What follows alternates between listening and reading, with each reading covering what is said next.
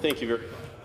And this is the first time I've actually risen on a Monday to debate private members' business, and just wanted to take a moment to recognize all the work our government House Leader has done to prioritize private members' business and make it possible to debate more bills and motions every week like this bill that we have before us today from the member from Niagara Centre.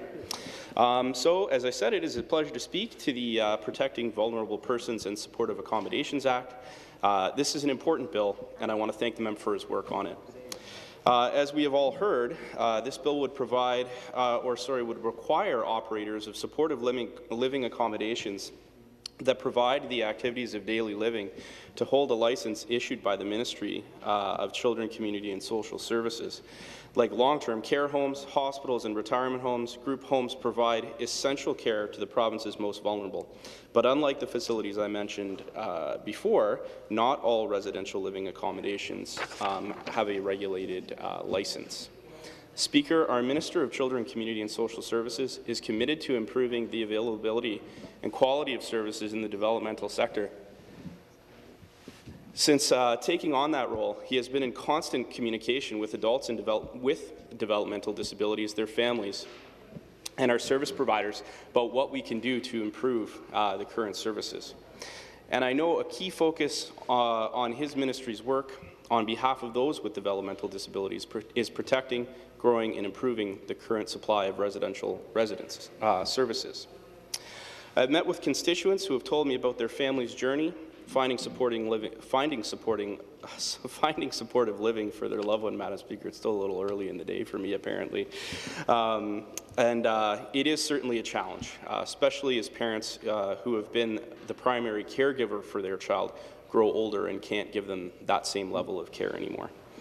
I've also had a chance to connect with some of my local service providers, like Elmira District Community Living. I've chatted with Executive Director Greg Bichard a few times and toured their facility last year.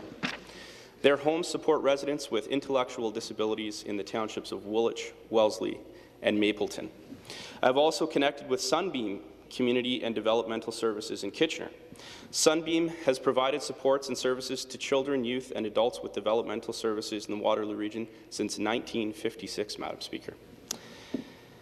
They currently offer a range of residential programs, including 17 group homes and 2 overnight respite sites. And I had the pleasure of joining the minister on his visit to Sunbeam Centre in early September on International Fetal Alcohol Spectrum Disorder Awareness Day. During his visit, the minister made a great announcement of $3 million to increase resources, tools and strategies to support children with FASD. We also had a chance to meet with some of the board members and senior staff at Sunbeam, including those who work in the residential programs. The team there does great work caring for vulnerable people in our community, Madam Speaker.